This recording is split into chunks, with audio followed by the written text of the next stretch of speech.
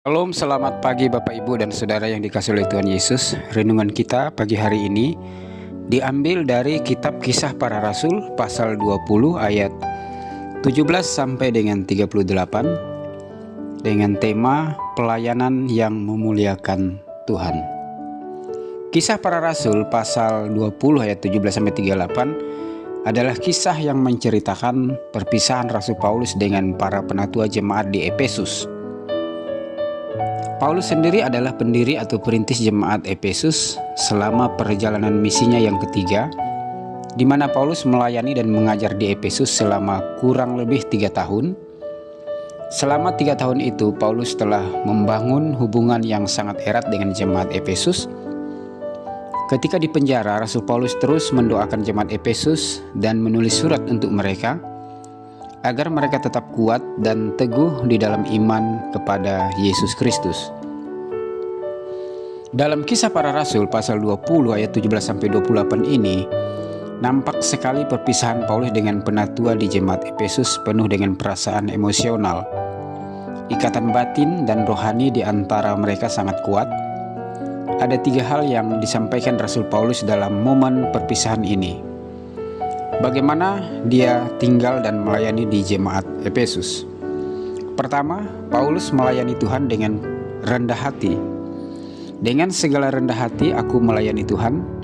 Dalam pelayanan itu aku banyak mencucurkan air mata dan banyak mengalami pencobaan dari pihak orang Yahudi yang mau membunuh aku. Kisah Rasul 20 ayat 19. Pelayanan Paulus memuliakan Tuhan dan memiliki dampak karena ia melayani dengan rendah hati, penuh dedikasi, pengorbanan, dan pantang menyerah.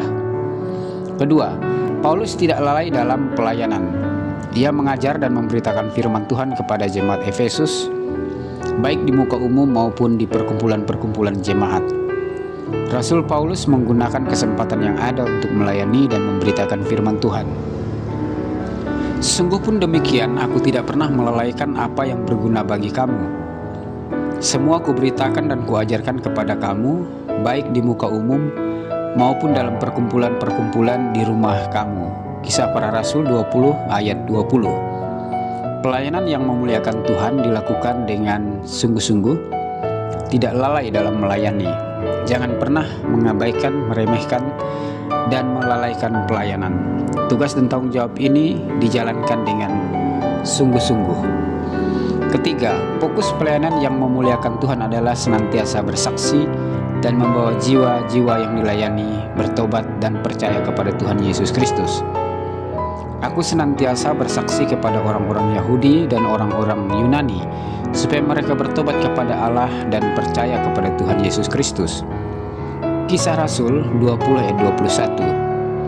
Yang diberitakan bukanlah sukses pribadi, kekayaan, kemakmuran dan berkat Tuhan, tetapi berita pertobatan dan pengampunan dosa sampai para pendengar dapat mengambil keputusan untuk beriman dengan baik dan benar kepada Tuhan Yesus dan dapat menjadi warga gereja yang hidup memuliakan Tuhan serta berdampak.